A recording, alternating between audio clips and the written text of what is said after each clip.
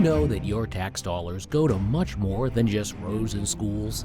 In fact, a shocking 42.2 cents of every dollar goes to the military in the U.S.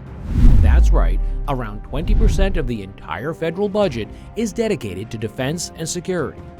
While a lot of this money goes into essential military operations and equipment, a substantial amount is also used for secretive weapons research.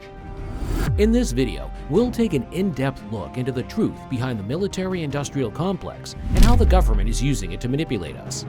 Get ready to be enlightened. This year alone, the average American has contributed $1,087 in taxes, earmarked explicitly for Pentagon contractors.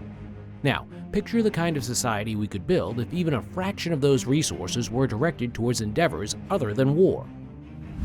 We have the potential to imagine a future in which this money might be directed toward programs that promote growth, well-being, and harmony. By redirecting some of these resources, we could invest in vital areas such as education, healthcare, infrastructure, scientific research, environmental protection, and social programs.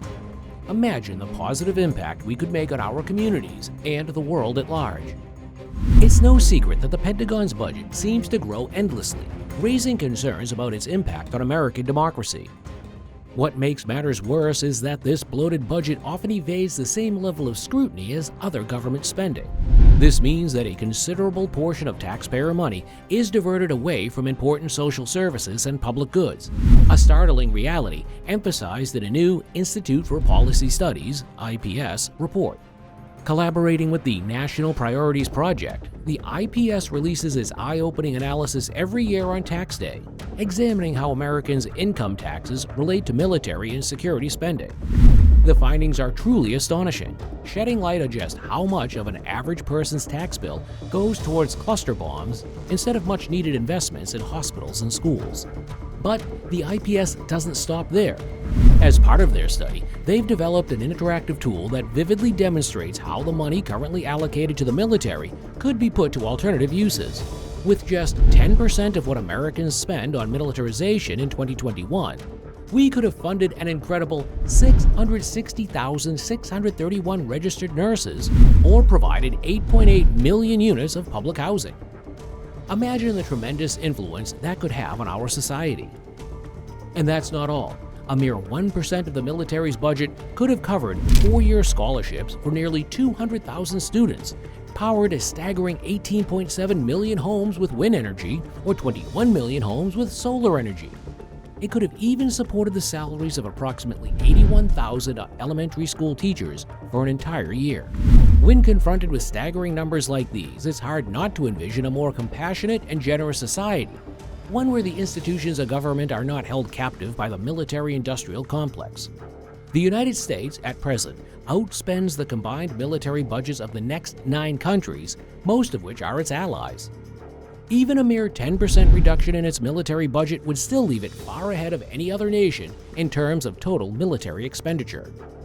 Since the late 1970s, American politics have been strongly influenced by a strain of fiscal conservatism that often portrays taxes as inherently wrong and casts doubt on the legitimacy of state institutions that draw from the hard-earned wealth of ordinary citizens. This argument, however, becomes increasingly difficult to take seriously when its proponents consistently overlook military spending. Remarkably, military expenditures receive little scrutiny and continue to rise unabated, regardless of who holds power. As a result, regular Americans are forced to subsidize a bloated military complex to the tune of several $100 billion every year, despite having no influence over the situation.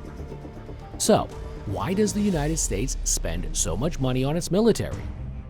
Is it truly necessary to preserve a huge and powerful armed force, or is it merely a method for the government to keep its defense industry allies happy?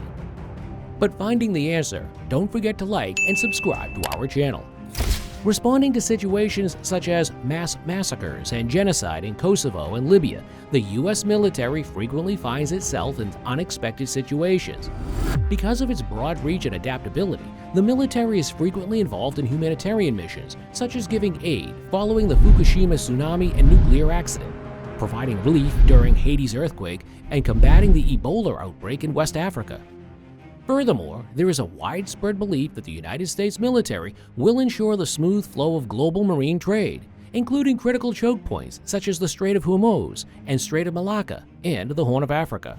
While these commitments would be straightforward if nations had no threats to worry about, unfortunately that is not the case. The United States must remain prepared to respond to potential scenarios such as a Russian attack on NATO's eastern flank or North Korean aggression against South Korea.